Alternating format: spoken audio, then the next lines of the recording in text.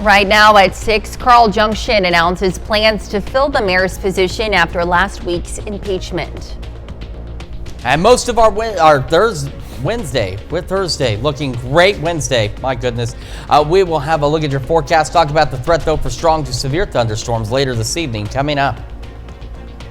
Plus, the SCK Humane Society pauses all new animal intakes as they face the risk of closing by year's end. The 4 states' most watched news starts now. Well, good morning and welcome to the KOAM Morning News. It's 6 a.m. I'm Elise Noe. I'm Chris Warner. It's Wednesday, September the 3rd. I feel like Robin Williams in Jumanji there, where he's like, sure. What years am I? What day is it? I apologize.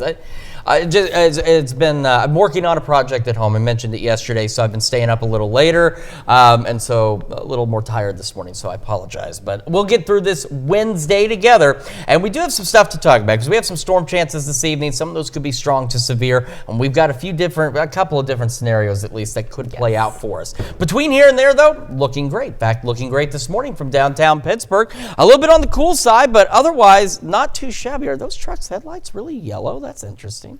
This is a yellow-green. MoDOT camera 20th and Range Line also looking good this morning. So let's talk about first the fog. We have patchy fog again. So now we're down under 4 miles in Iola. So Yates Center, Chanute, Fredonia, Parsons. Then we head down southern Delaware County, western Benton County, so Bentonville, and then around Cassville and eastern Berry counties. This is again a great definition of patchy fog. But again, low beams, not your high beams. Fog lights if you've got them, and of course, slow down. Give yourself time to get where you're going.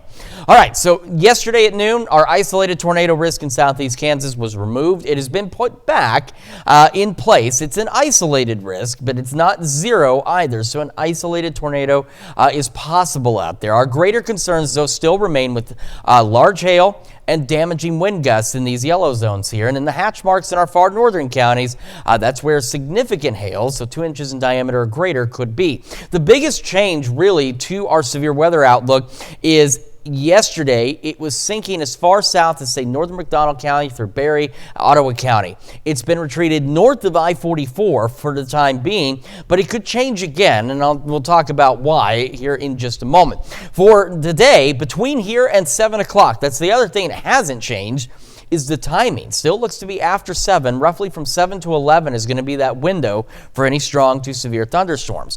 We'll have a mix of mostly clear to partly cloudy skies across the area, and then once we hit 7 o'clock into our northern counties, here come these storms, which could hold their strength a bit as they push into southeastern Kansas. They're looking to be a bit more isolated to widely scattered, which would limit the severe threat, at least in terms of coverage, but it is still something that we do want to watch very closely over the next few hours as we get closer to the evening. Sitting at 62 in both Joplin and Pittsburgh, and this morning for most of us we've been low to mid 60s. We're starting to see some upper 50s though. 58 the cool spot in Fort Scott, Nevada, right behind at 59. So again, some of us a little cooler. Grove, the warm spot right now, sitting at 65. Kids getting on the bus this morning, we'll go low 60s, and again a mix of mostly clear to partly cloudy skies. Upper 70s by lunch and recess time, low 80s for that walk home or the bus ride home. And we'll go upper 60s, near 70 by 9, upper 70s by noon. Our highs today eventually low to mid 80s with a west breeze at 5 to 10. As I mentioned, though, when we just showed you on Future Tracks one possibility with these storms, there is another scenario that's being monitored as a possibility for our storms this evening. We'll break down everything you need to know about tonight's storms here in just a few more minutes. Elise? All right, Chris, thanks. Well, 1 week after the Carl Junction City Council votes to impeach its mayor, the city leaders reconvene with an empty seat. It was back to business last night in Carl Junction. The city council met for the first time since impeaching former mayor Mike Moss last week. The council carried on with the routine city business, but the impeachment still weighed heavy, with residents voicing their concerns. The council announced a special session to take nominations to fill the mayor's position until the April election. That session is scheduled in 2 weeks on September 16th at 6:30 p.m. A police chase in Joplin ends with a crash and an arrest. The incident began just before noon yesterday near 7th and Connor Avenue when officers went to perform a traffic stop on a pickup. The driver sped down 7th Street, but the short chase ended on Schifferdecker Avenue when the pickup slammed into another vehicle. The driver of the other vehicle suffered minor injuries. When officers arrested the driver of the pickup on suspicion of DWI, they discovered the pickup was stolen yesterday from a Joplin home. Authorities have not released the name of the driver at this time. The SEK Humane Society is pausing all new animal intakes as they say they are at risk of closing their doors at the end of the year. The nonprofit says this could happen without new financial support as donations and grants have dropped to unsustainable levels, even as the cost of operating continues to rise. Staff say the pause in intakes is necessary as they are already at maximum capacity. Yesterday, the Humane Society asked the Crawford County Commission for $30,000 a month to allow the shelter to remain open. It's not just about the animals, and that's what I'm here to present to you guys today. This is about public safety, public health, and protecting our county's future, because we're talking about a big problem here. The SEK Humane Society says community support is more important now than ever before, whether it be through donations, adoptions, or volunteering. We have more on how you can help on our website. Of course, it's KOAMnewsnow.com.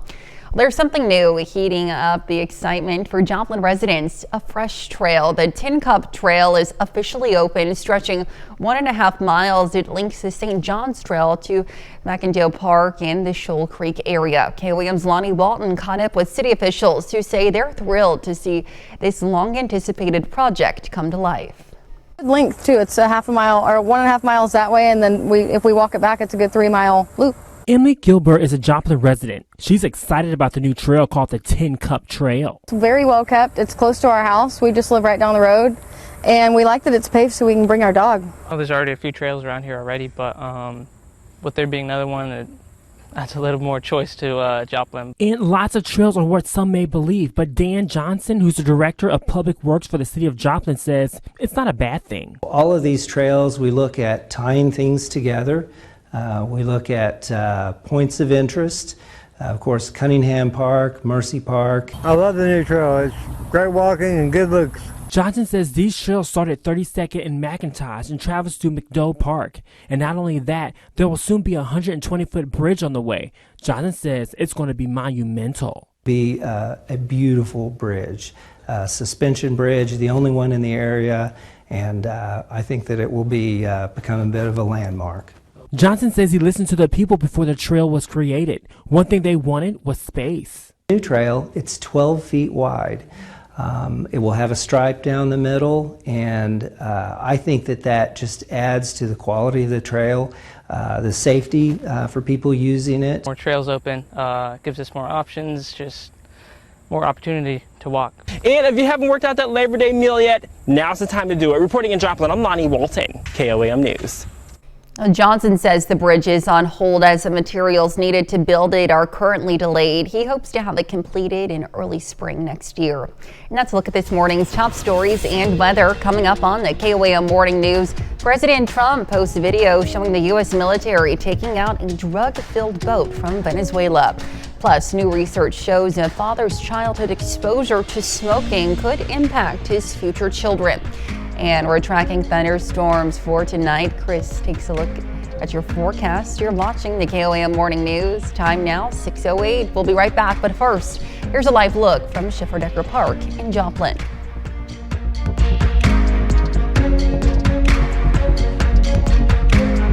Well, topping Nation Watch, a new step in the Trump administration's effort to combat drug trafficking. Yesterday, the president said 11 narco-terrorists were killed in a U.S. military strike on a boat in the Caribbean. According to President Trump, the boat was carrying illegal drugs destined for the U.S. All of this as the Navy is increasing its presence in the region. CBS's Jared Hill has the latest. Video posted by President Trump on social media shows the moment he says the U.S. military took out a boat headed from Venezuela to the U.S. filled with drugs. We have a lot of drugs pouring into our country, coming in for a long time. and we just, these came out of Venezuela. The strike in international waters on a boat the administration says had members of designated terror group TDA, or Tren de Agua. As long as those vessels are in the region and as long as the president's in the White House, he's made very clear he's not going to allow the United States to continue to be flooded with cocaine and fentanyl. The move comes after the Trump administration recently doubled the bounty to $50 million for information leading to the arrest of Venezuela's president, Nicolas Maduro, alleging he had ties to drug trafficking, which he denies. In recent weeks, the Pentagon has been surging battleships toward the coast of Venezuela, including 2 destroyers, a guided missile cruiser, and the Iwo Jima, carrying more than 2,500 Marines. The ship specifically designed to move large numbers of forces onshore if needed.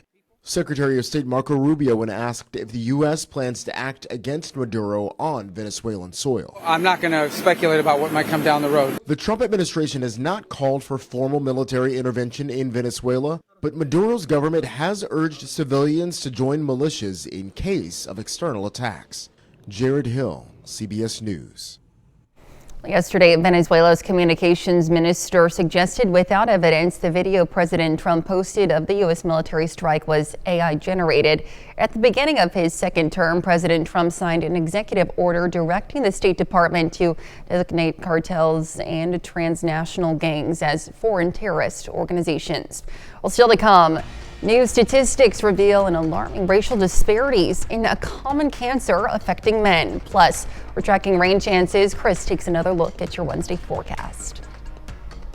Good morning. I'm Elise Snowy with your KOAM News update. Johnny Carino's, an Italian restaurant in Joplin, closes permanently. According to former employees, they were told on Saturday morning that it would be their last day open. Google already has them listed as permanently closed. The SEK Humane Society is pausing all new animal intakes as they say they are at risk of closing their doors at the end of the year. The nonprofit says this could happen without new financial support as donations and grants have dropped to unsustainable levels, even as the cost of operating continues to rise. Staff say the pause in intakes is necessary as they are already at maximum capacity. And we've got a decent Wednesday to start. We'll have partly cloudy skies, low mid-80s out there, west winds at 5 to 10. As we head into the evening, we'll eventually after 7 get scattered showers and thunderstorms. Some of those could be strong to severe, with large hail and damaging winds being the primary concern. Scattered storms could continue overnight, not expecting severe weather overnight, back into the low 60s. Should wrap up by sunrise tomorrow. Thursday looks great. A few more scattered storms late morning through the overnight hours on Friday, keeping us cooler. Not a bad weekend. A few scattered showers late Sunday into Monday, and it will heat back up as we roll into next week.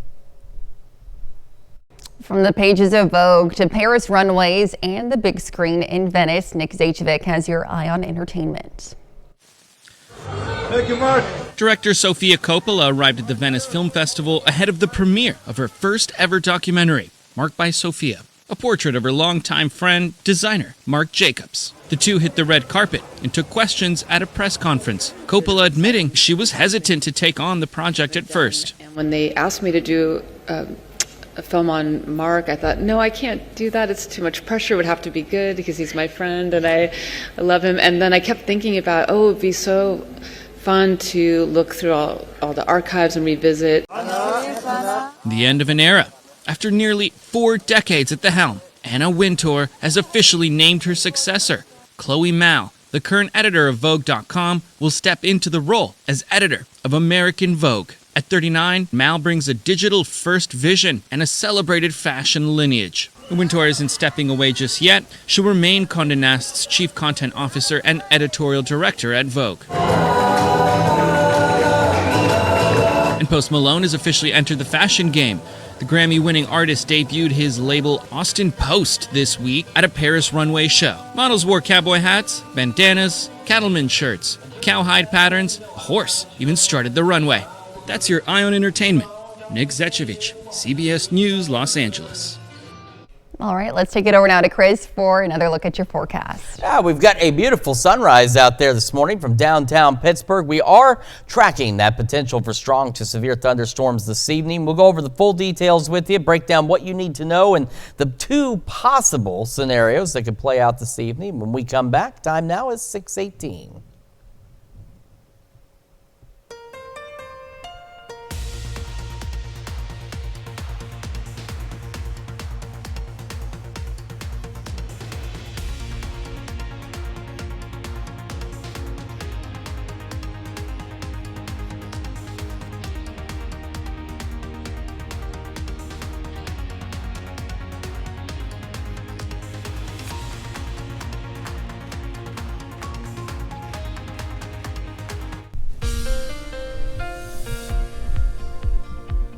Welcome back to the KOAM Morning News. It's 6:21 now on this Wednesday morning, and we are starting with our severe weather chances for this evening. So again, we now have that isolated tornado risk has returned for southeast Kansas. Again, if you weren't with us by noon, it was gone, but it returned this morning. So an isolated tornado cannot be ruled out. The greater concern still remains with large to very large hail and damaging wind gusts as well, especially across the northern third of our area.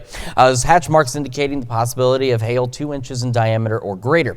Now, the biggest change really to our severe weather outlook is again the lower end, that isolated or the level 1 out of 5 risk, stretched as far south as Ottawa County, northern McDonald, and into Berry County. It's been retreated north of I-44, but there's still 2 potential scenarios, one looking more likely than the other, but both are being watched as a possibility. Yesterday's discussion of the storm chances tonight indicated that there's the possibility we could only get 1 or 2 storms in the entire risk area, but those 1 or 2 could become strong to severe.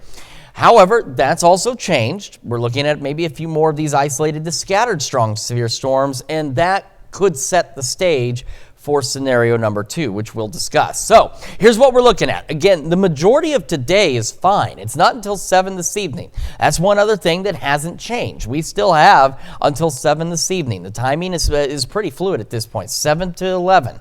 Between here and there, a mix of partly to mostly clear to partly cloudy skies. Temperatures warming up, low mid-80s, not a bad day. Then we get to 7 o'clock, and here we are stopping future track at 8. We get these storms. Doesn't look very impressive out there. We're now on the southern edge of the severe risk. It was down a little further south. It has come back a little north.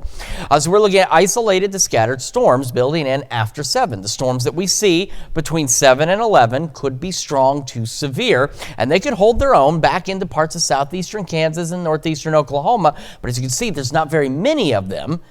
And so what we do see in terms of any strong or severe storms, that risk is isolated at best. The storms we see could be strong to severe, but we're not expecting to see that many storms, okay? That's scenario number 1. That's the one that at this point still looks most likely. But it can set the stage for scenario number 2, which is something the Storm Prediction Center, of course, we're monitoring as well, is that these storms, these individual ones, could potentially form a line as they enter into our northern counties. If they were to merge together into a line, it would give them a little more energy.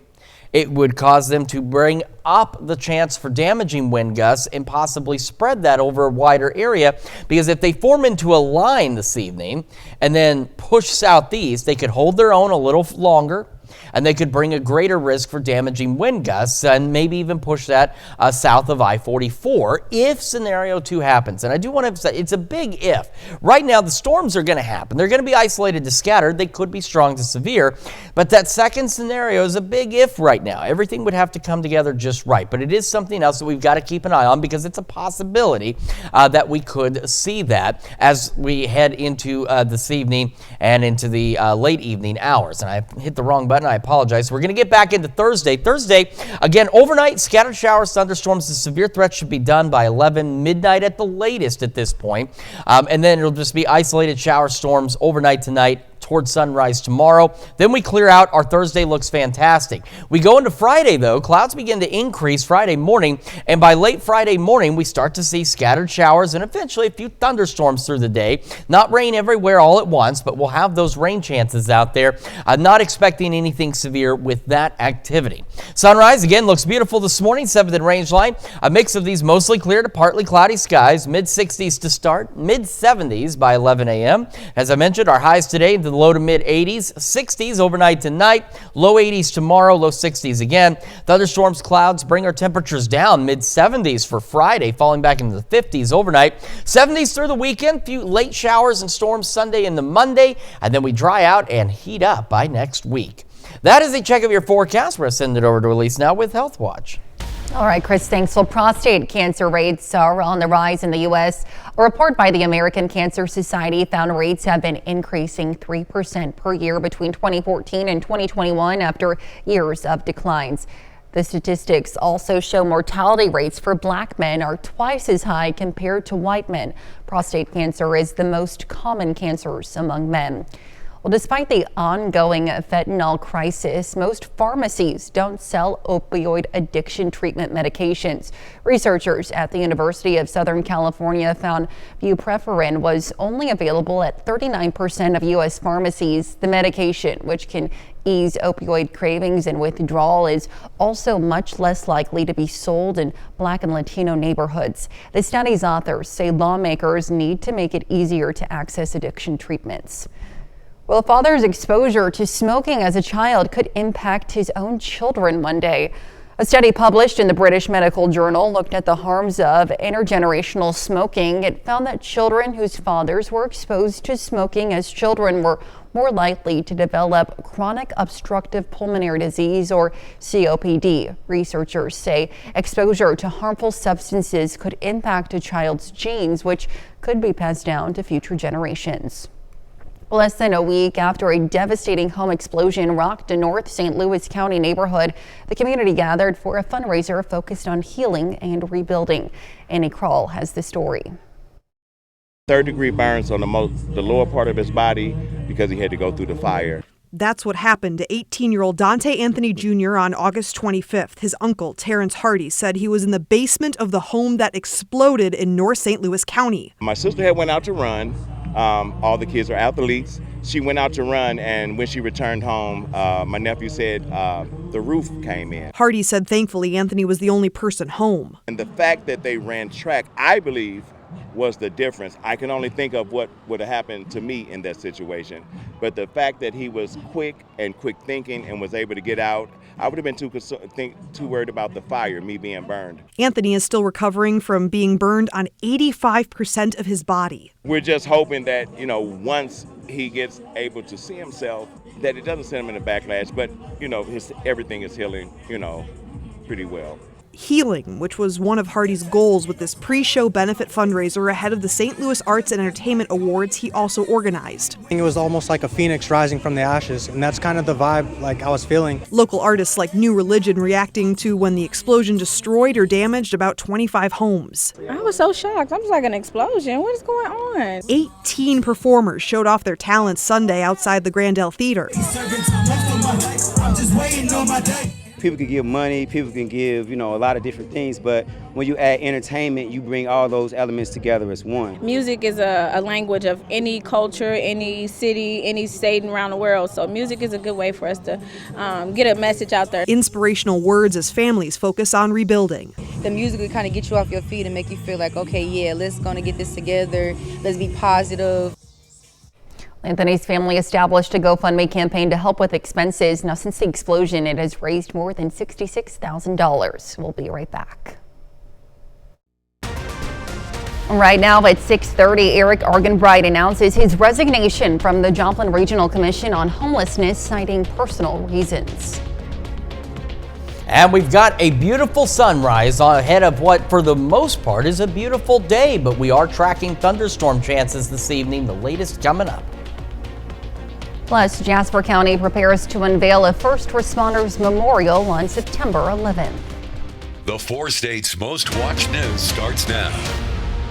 Well, good morning and welcome to the KOAM Morning News. It's 6:32. I'm Elise Snowe. And I'm Chris Warner. It's Wednesday, September the 3rd. Happy September the 3rd. Yes, halfway through this week. And again, not the first official full week of September, but it's close enough. And it's really not been that bad. No. Temperatures have been nice. We've had some rain, been pretty decent. It's going to be a little warmer today, and that's setting the stage for some thunderstorm chances a little later this evening as well. We're going to start, though, with our live look from downtown Pittsburgh, where, again, you can see some clouds out to the east there, and we're otherwise looking pretty good this morning. Temperatures a little bit on the cool side for some of us, but, again, still not bad. MoDOT camera 20th in range line looking good as well. We do have some patchy fog, and, again, this is just another great example of what patchy fog looks like. So Yates Center, Chanute, Iola, Fredonia, Parsons, all dealing with some reduced visibilities. Bentonville as well. Then we get south of Grove, south in the Delaware County, western Benton County, and then eastern Berry County as well. And some slightly reduced visibilities around Stockton, Nevada out there too. So again, it's not fog everywhere here, but we have patchy fog, and you need to remember low beams, not your high beams, fog lights if you've got them. slow down, give yourself time to get where you're going. All right, some changes to our severe weather outlook. Some somewhat good, some not so good. We did see, again, if you weren't with us at noon yesterday, the tornado risk for today had been removed by noon. It has gone back out there, so an isolated tornado is once again possible in parts of southeastern Kansas, our far northwestern counties. But again, the greater concern with these storms is going to be for large hail and damaging wind gusts, and in these hash marks in our far northern counties, the potential for very large hail. So we're talking 2 inches in diameter or greater.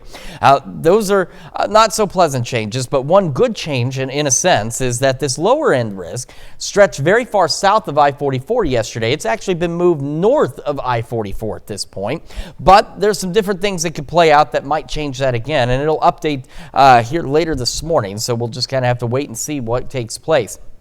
Between here and there, we're looking great. Mostly clear to partly cloudy skies, and the timing of these storms has also been consistent. In 3 days now, it's showing them moving into our area once we get past 7 o'clock. Now you can see they don't look very impressive. Right now, the biggest change in the data here is we're looking at scattered, isolated to scattered thunderstorms, but the ones that we do see could be strong to severe, and they could hold their own into parts of southeastern Kansas through the late evening hours. So our greater severe threat, if we're going to see any strong to severe storms, is going to be still from 7 to 11, perhaps midnight at the latest, but right now it's really looking at that 7 to 11 window. We're at 62 in Joplin right now, 63 in Pittsburgh. Temperatures, most of us, again, settling in the low to mid 60s. We've got Grove as the warm spot at 65, but take a look. We've got Nevada, Fort Scott, and Iola all cooler up there at 59 degrees this morning. Kids getting on the bus should be about the low 60s. We'll go upper 70s by lunch and recess time, and about 83 for that walk home or that bus ride home.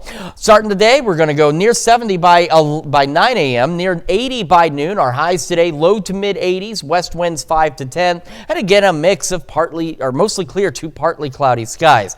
There's two possible scenarios with tonight's severe weather. One looks more likely than the other, but that one could cause the other. And we'll go over all the details and everything you need to know about tonight's storm chances here in just a few more minutes. Elise? All right, Chris, thanks. Well, Joplin is looking for a new homelessness director less than 2 months after their current director took on the role. Eric Argenbright notified the Joplin Regional Commission on Homelessness of his intention to resign within 30 days. He cites unanticipated personal reasons as the cause for his departure. The resignation comes 3 weeks after Argenbright sat down with KOAM to discuss what he hoped to do in the role. According to the commission's executive director, Argenbright will work with them during this transition and offer guidance on next steps. The commission intends to fill the position quickly and says they will know more in the coming weeks. The Arvis Foundation presents a check to Carl Junction schools for their support of the upcoming First Responders Memorial in Jasper County. The memorial is set to be unveiled on September 11th at 9 a.m., honoring those who lost their lives while on duty, such as 1993 Carl Junction High School grad Ben Cooper. The number of children and teens committed to the Missouri Division of Youth Services has increased over the last 4 years. Chris Bryant breaks down the numbers.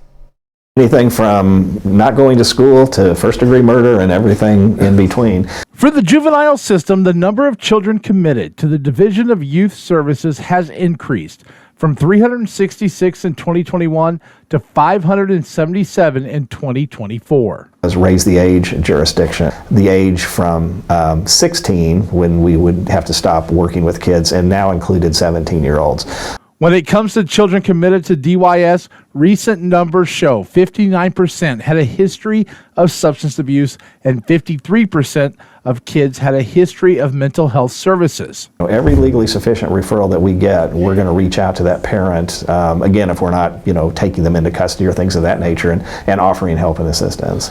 Data from Missouri courts shows the juvenile system in 2024 had 41,568 referrals across the state.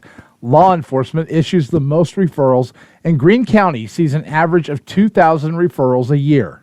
When it comes to referrals in 2024, most of them were because of an assault, followed by property damage and then stealing. And we have learned that if you just deal with the kid and consequence that behavior, but don't look at family systems issues, we should not be surprised when we release that kid from probation and 3 months later he's done or she's done something else. 76% of all referrals go through the informal process, and nearly 20% have informal adjustment, meaning no action taken.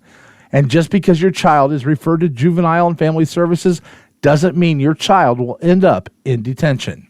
And family courts have a way for parents to reach out for help when they don't know what else to do. We have what's called a parental assistance form, and the parents can just basically refer their own children here. Division of Youth Services says last year, 138 youth were committed for serious offenses.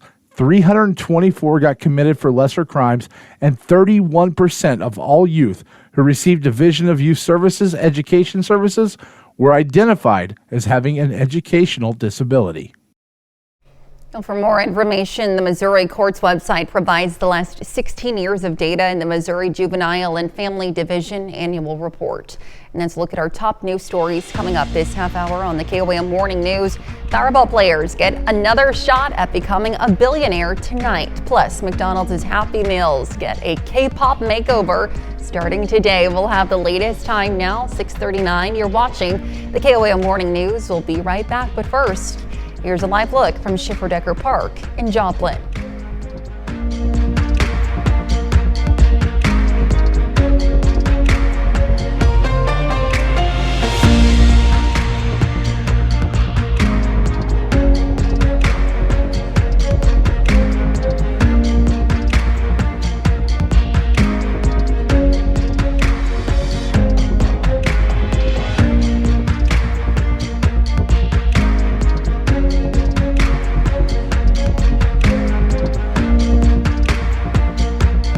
For more information, the Missouri Courts website provides the last 16 years of data in the Missouri Juvenile and Family Division Annual Report. And let's look at our top news stories coming up this half hour on the KOAM Morning News. Powerball players get another shot at becoming a billionaire tonight. Plus, McDonald's Happy Meals get a K-pop makeover starting today. We'll have the latest time now, 6:39. You're watching the KOAM Morning News. We'll be right back, but first, here's a live look from Schiffer-Decker Park in Joplin.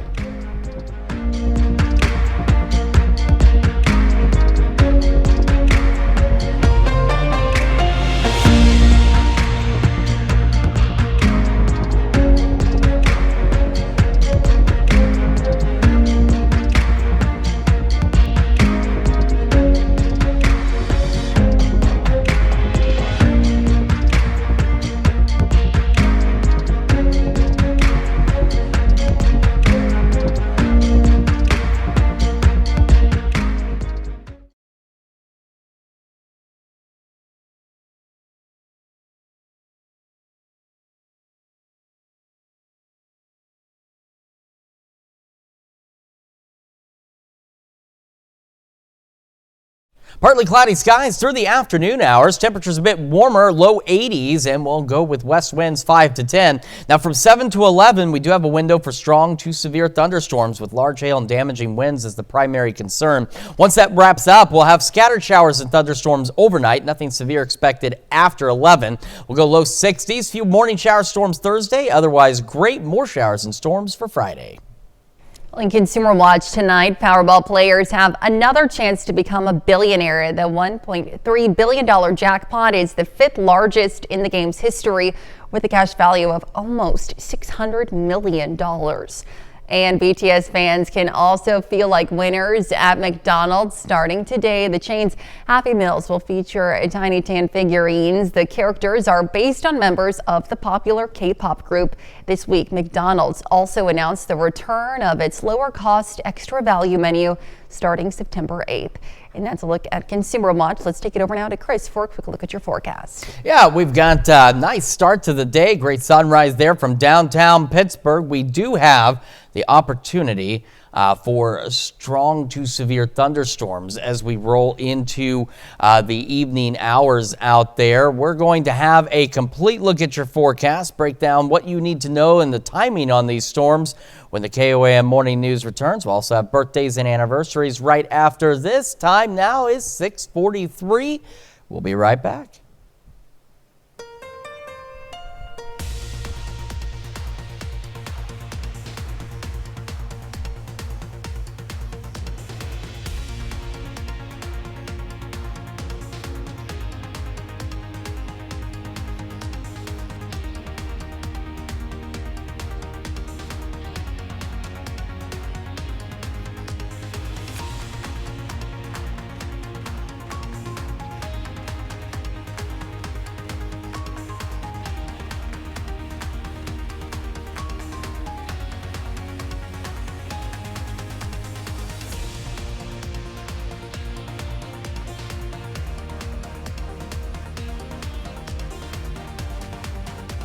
Welcome back to the KOAM Morning News. Time now for some Wednesday birthdays. We're going to start in Parsons with Lila Farron celebrating birthday number 2. It says, Mommy, Daddy, and Big Sissy love you very much. Happy birthday.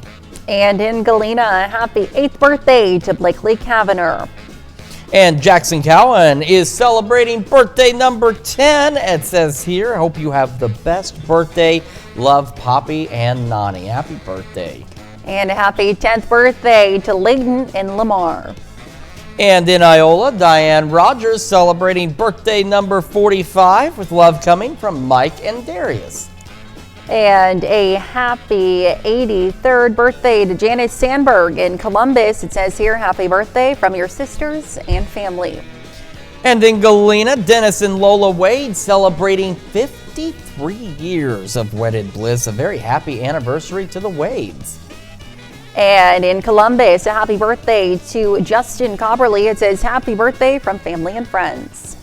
And our list typically would continue, but we're going to tell you about Dee Tram in Girard celebrating birthday number 74 today with love from your daughter.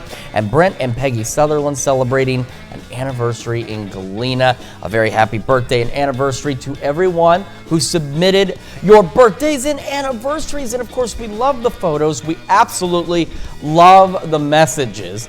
And we want to celebrate your special occasion or your loved one's special occasion with you. You see that email on the screen? Elise is going to explain what you need to know about that email on the screen. Yes, please submit your birthdays and anniversaries to birthdays@koamnewsnow.com. Be sure to meet the deadline at the bottom of your screen. And also, please include the date of your celebration as well. Very important information there. Now we've got some time. We got to break down what we're expecting with strong to severe thunderstorms. It's been a while since we've had a real risk for strong to severe thunderstorms in the area because we're out of our traditional severe weather season. Of course, if you've lived here like I have, you know we can get severe weather any time of the year, but we're out of the traditional season, so it's something that we want to break down for you. And there's a couple of different scenarios that are expected, or are possible. Let me put it that way, are possible. First, the isolated tornado risk has been added back to southeast Kansas. And again, as I've mentioned, if you weren't with us at noon, the update for today, yesterday, had removed it, but it has come back. So an isolated tornado is possible in our northwestern counties into southeastern Kansas here. The greater concern still remains with large hail and damaging wind gusts in this yellow zone here. And in the hatch marks in our far northern counties, as that's potential still for very large hail, 2 inches in diameter or greater, and our damaging wind risk would be 60 mile an hour or greater winds.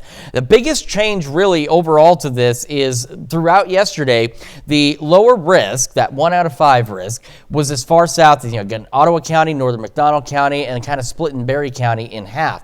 It's been lifted north of I-44 at this time. This is an update that came out about 1 o'clock this morning. The next one's due out here in about an hour and 10 minutes. So we'll see if there's any changes. And the reason we're talking about that is Storm Prediction Center yesterday was looking at very isolated storm chances. In fact, they even mentioned there's the possibility, and this was yesterday's update, that we may only have 1 or 2 storms out of the whole risk area. Because you have to remember, it goes outside of our zone. But there may only be 1 or 2 storms out of the whole thing. But those 2 would be very likely become strong to severe. That's changed a bit, maybe a few more than just 2, but those 2 could set the stage for another possible scenario with our storms. Between here and there, we're looking fine. We'll have mostly clear to partly cloudy skies throughout the day, temperatures warming into the low to mid 80s. Not a bad Wednesday in all honesty. The timing of the storms also has been pretty consistent. It's 3 days now there's pretty good agreement in terms of them entering our area. It's still going to be around or just after 7 o'clock this evening. Now this is scenario number 1, which you're seeing here on Future Track, where we get isolated storms, but the ones that we get could be strong to severe, especially up north. They could hold their own long enough that you can see we still have some of them into parts of maybe Labette County, Cherokee County, and into Craig, and maybe even into Ottawa County. And that's why that lower end risk cuts off right north of I-44, because some of these storms through 11 could still be strong to low-grade severe as they push a little further south. That's scenario number 1. Scenario number 1 is the most likely play out tonight, is isolated to scattered storms, but the ones that are out there could become strong to severe between 7 and 11. Scenario number 2 is that enough of these little storms get together north of our area that they form a line of storms. If If that scenario takes place, then it changes a couple of things. One, it would increase the risk for damaging wind gusts across the region and could also push that risk a little further south and east because a line of storms might be able to hold its own a little better for a little longer through the late evening hours. So we're going to have to keep an eye on both possibilities. Like I said, scenario one, which is what you see here, is the most likely scenario, but we want to keep in mind that there's an alternative scenario as well. Once we get past 11, we're looking at still some scattered showers and storms overnight through about sunrise Thursday, but those should not be severe. They will clear out, and our Thursday looks absolutely fantastic, back in the low 80s and upper 70s again. Friday, though, clouds increase through the morning hours, and by late morning, we start seeing some scattered showers and eventually some isolated scattered showers and storms through the afternoon into the late evening and early overnight hours on our Friday. Not expecting anything severe with that, but it does keep our temperatures a little lower into the mid-70s. As for this morning, mid-60s to start, mid-70s by 11 a.m. And again, a mix of partly cloudy to mostly clear skies. We'll have another look at your forecast and your wake-up recap in just a moment, and we switch over to Fox 14 at 7 a.m. or you hang out with us right here streaming on KOAM+. The SEK Humane Society is pausing all new animal intakes as the nonprofit says it could happen they could face closure without new financial support. That story and more at 7. This is your wake-up recap for September 3rd. The top stories to start your day. Officers attempt to perform a routine traffic stop in Joplin when the drivers began speeding down 7th Street, but the short chase ended on Schifferdecker Avenue with the driver slamming into another vehicle. The driver of the other vehicle suffered minor injuries. When officers arrested the driver on suspicion of DWI, they discovered the vehicle was stolen. Authorities have not released the name of the driver at this time. Johnny Carino's, an Italian restaurant in Joplin, closes permanently. And according to former employees, they were told on Saturday morning that it would be their last day open. Google already has them listed as permanently closed. And that's a check of today's Wake Up Recap. And our temperatures today looking pretty good as we go low mid 80s out there. We'll have a mix of mostly clear to partly cloudy skies. And again, ahead of the storms, it's a great day. West winds 5 to 10. However, between 7 and 11 is our best window right now for the potential for those strong to severe storms with large hail and damaging winds is the primary concern. Once we get past 11, though, a few scattered shower storms overnight, but those should not be severe. They should be below that criteria. We'll fall back into the low 60s. A couple of those continuing through sunrise on Thursday. After that, Thursday looks nice. Upper 70s, low 80s. Friday, clouds build in, and then we'll see some showers, thunderstorms scattered across the area by late morning through the afternoon and overnight hours. No severe weather there, but does keep us a bit cooler, mid-70s. Right. And coming up today at noon, we're making potato corn soup in the Mr. Food Test Kitchen. And your morning news continues on KOAM with CBS Mornings. Dr. John LaPook helps break down a new report that says prostate cancer diagnoses have been rising in recent years. Or you can switch on over with us on Fox 14, where your only local morning news continues. This morning, an interview with Marita Meach of the AgriMed Crisis Foundation to discuss an upcoming fundraiser. Plus, gray wolf populations have recovered in the West, but ranchers worry about their cattle, the non-lethal strategy that's showing some promise. It's going to wrap it up for us for now, though. We'll be back here tomorrow morning at 5 a.m. And we'll see you today at noon.